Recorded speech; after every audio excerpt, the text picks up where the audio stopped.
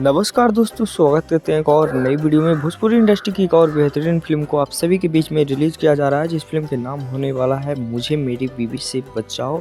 और इस फिल्म के स्टार कास्ट में नजर आने वाले हैं अरविंद अकेला, कल्लू, मणि भट्टाचार्य, रक्षा गुप्ता, माया यादव जैसे बहुत सारे दिग्गज कलाकार इस फिल्म में नजर आने वाले हैं। और इस फिल्म के डायरेक्टर होने वाले हैं राजकिशोर प्रसाद उर्फ राजू जी। और इस फिल्म के राइटर होने वाले हैं सुलेंद्र मिश्रा, विवेक मिश्रा। और इस फिल्म में म्यूजिक दिए हैं ओम झा जी ने।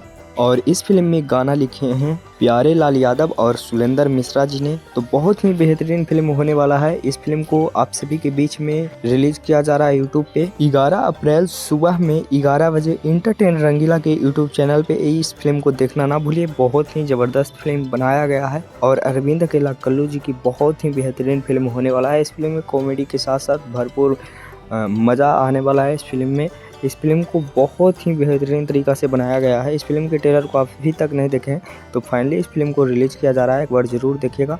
अपडेट कैसा लगा कमेंट बॉक्स में कमेंट करके बताइएगा। मिलते हैं किसी नेक्स्ट वीडियो में किसी नेक्स्ट टॉपिक के साथ। बने रहिएगा हमारे चैनल पे। धन्यवाद।